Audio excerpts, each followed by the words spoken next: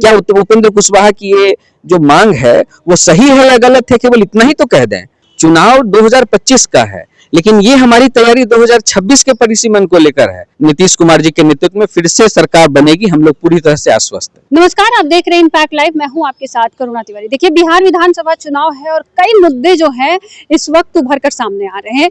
सत्ता पक्ष पर विपक्ष लगातार हमलावर है। एक तरफ वही सत्ता पक्ष से आरएलएम के राष्ट्रीय अध्यक्ष उपेंद्र कुशवाहा वो कह रहे हैं कि परिसीमन होना चाहिए। परिसीमन पर बातचीत करेंगे, हमारे साथ मौजूद है नितिन भारती जो कि आरएलएम से ही प्रवक्ता है। पहले तो आपसे मेरा यही सवाल होगा कि इस वक्त आप मुद्दा उठा रहे हैं जब बिहार में विधानसभा चुनाव है, ये रणनीति है या राजनीति है? न तो ये रणनीति है ना ये राजनीति है, यह सामाजिक सरोकार है। और हमारे नेता ने हमेशा सामाजिक सरोकार के आधार पर ही सारी गतिविधियां की हैं। चाहे आपने देखा होगा कि शिक्षा सुधार को लेकर उन्होंने अपनी बात रखी, चाहे कॉलेजियम सिस्टम को लेकर अपनी बात रखी। इसका सीधे सीधे राजनीति से, चूंकि एक राजनीतिक अगर ये बात उठाता है तो राजनीति से कोई लेना देना नहीं है, ऐसा कहना भी उचित नहीं है। और चूंकि ये राजनीति से जुड़ा विषय इस तरह से है क्योंकि जो डिसीजन मेकर्स हैं वो सब राजनीतिज्ञ ही हैं। तो परिसीमन में जो समस्या के रूप में ये जो सामने चीजें आ रही हैं वो इसलिए आ रही हैं क्योंकि आपातकाल के समय में एक गलत निर्णय लिया गया और जिसके आधार पर जो संविधान की मूल भावना है वो छिन्न भिन्न हुई।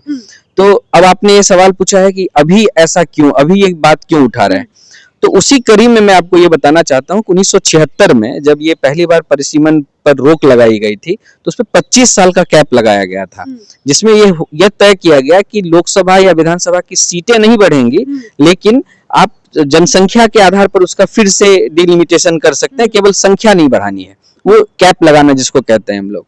उसके बाद 2001 में वो 25 वर्ष पूरा हुआ तो 2001 में पुनः 25 साल के लिए कैप लगा दी गई, जो कि 2026 में पूरा हो रहा है। तो अब 2026 में फिर से ये 25 साल का कैप न लगाए, इसकी तैयारी कब करनी चाहिए? ये पत्रकार हैं आप भी बताइए, और आम जनता से भी मैं ये सवाल करना चाहता हूँ। तो जो समस्या 26 में सामने आ रही है उसके बारे में 27 में तो बात नहीं करेंगे ना, वो अभी से बात करेंगे ताकि हमारी बात सरकार तक पहुंचे, लोगों में इसके विषय में जन जागरण हो, इसलिए हमने ये सवाल अभी उठाया। अच्छा, इसका सवाल क्योंकि मैं लेकर आई हूँ तो सोचा आपसे पूछ लूं कि क्या मतलब आपकी जो पार्टी है बिहार में क्षेत्रीय असंतुलन के आधार पर परिसीमन मानती है या फिर जातीय और वर्गीय आधार पर? नहीं, देखिए, ये बिल्कुल जनसंख्या के आधार पर करने का नियम है। आपने जब देखा होगा कि जो भारत का संविधान है, भारत के संविधान में यह प्रावधान ही था कि हर 10 साल में जनगणना होगी और जनगणना के आधार पर परिसीमन होगा। 51, 61 और 71 की जनगणना के बाद ऐसा हुआ भी, लेकिन उसके बाद 81 में जनगणना होनी थी, लेकिन उससे पहले ही 76 में ये कैप लगा दिया गया। तो हम कुछ नई बात नहीं मांग रहे हैं, जो कुछ पहले से संविधान प्रदत्त अधिकार है हम उसी को फिर से रीइंस्टेट करने की बात कर रहे हैं, बस, और कुछ नहीं मांग रहे। अच्छा, अगर मान लीजिए कि इस विपक्ष की अगर पार्टियां हैं या फिर एनडीए से ही कई सारी ऐसे घटक दल हैं, अगर आपके विरोध में हो जाए कि ये परिसीमन नहीं होना चाहिए, दक्षिण भारत के तो जो राजनेता है वो तो है ही पुरजोर विरोध तो कर ही रहे हैं कि नहीं होना चाहिए, लेकिन अगर बिहार की विपक्ष की बात करें, पार्टियां अगर जो है आपके विरोध में चले जाए कि नहीं होना चाहिए, तो अब आपकी पार्टी क्या निर्णय लेगी, क्या आगे का रणनीति? नहीं, मुझे देखिए, आपने बहुत ही अच्छा सवाल पूछा है और मैं तो आपसे और आपके तमाम पत्रकार मित्रों से भी ये मैं कहना चाहता हूँ, देश प्रदेश की जनता ये जानना चाहती है कि आरएलएम के अलावा बिहार की जो तमाम पार्टियां चाहे वो सत्ता में है या विपक्ष में, उनका इस विषय पर क्या कहना है, लोग जानना चाहते हैं। लोग इस विषय पर बोल क्यों नहीं रहे? आश्चर्य की बात है। ये बिहार के हित की बात है और ये केवल बिहार की नहीं, पूरे उत्तर भारत के तमाम राज्यों से जुड़ा हुआ विषय है।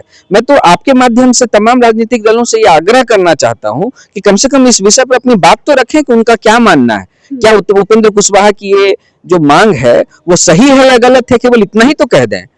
तो मुझे लगता है कि ये एक ऐसा विमर्श है जिस पर हर किसी को अपनी राय जरूर रखनी चाहिए और मैं आपसे भी उम्मीद करता हूं कि आप इस विषय पर उन लोगों की राय पूछें कि उनका क्या कहना है। मुझे नहीं लगता कि बिहार की कोई भी ऐसी राजनीतिक पार्टी होगी जो आदरणीय उपेंद्र कुशवाहा की इस मांग के विरोध में जाएगी, क्योंकि ये राज्य के हित का विषय है। बिहार विधानसभा चुनाव है, क्या इसमें परिसीमन को लेकर ये जो मुद्दा आप लोग उठा रहे हैं, जनता आपके समर्थन में उतरेगी? क्योंकि कहीं ना कहीं सवाल भी तो विपक्ष उठाएगा ही इस पर। देखिए, ये चुनाव का विषय ही नहीं है। हमने चुनाव को लेकर ये रैली आयोजित नहीं की। हमारी रैली का नाम क्या है? संवैधानिक अधिकार परिसीमन सुधार महारैली। इसमें चुनाव का कोई विषय ही नहीं है। ये चुनाव 2025 का है, लेकिन ये हमारी तैयारी 2026 के परिसीमन को लेकर है, तो इसको चुनाव से जोड़कर देखना ही नहीं चाहिए। और हमारे राष्ट्रीय नेता, हमारे आदरणीय नेता उपेंद्र कुशवाहा जी केवल चुनाव की राजनीति कभी इन्होंने की नहीं है, पूरे जीवन भर इन्होंने मुद्दों की राजनीति की है।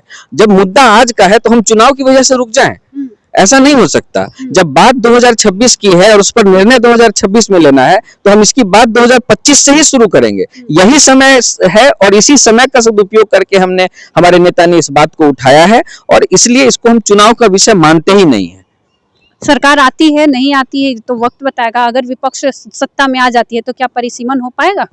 अब ये देखिए, इस तरह का सवाल है कि जिसकी कहीं दूर दूर तक कोई संभावना नहीं हो, उस पर अनावश्यक टिप्पणी करना, इसकी कहीं से दूर तक कोई संभावना नहीं है। एनडीए इंटैक्ट है, एनडीए मजबूत है, पूरी ताकत से इस चुनाव में अच्छे परिणाम के साथ फिर से सरकार बनाने जा रही है, और आदरणीय नीतीश कुमार जी के नेतृत्व में फिर से सरकार बनेगी। हम लोग पूरी तरह से आश्वस्त हैं। देखिए, परिसीमन का मुद्दा को लेकर लगातार आरएलएम की तरफ से ये मुद्दा उठाया जा रहा है कि परिसीमन होना चाहिए, लेकिन क्या बिहार विधानसभा चुनाव में ये मुद्दा जो है राजनीतिक और रणनीतिक क्या मोड़ लेगी, ये वक्त बताएगा। आपका इस पर क्या कुछ कहना, आप भी हमारे साथ कमेंट करके साझा करें।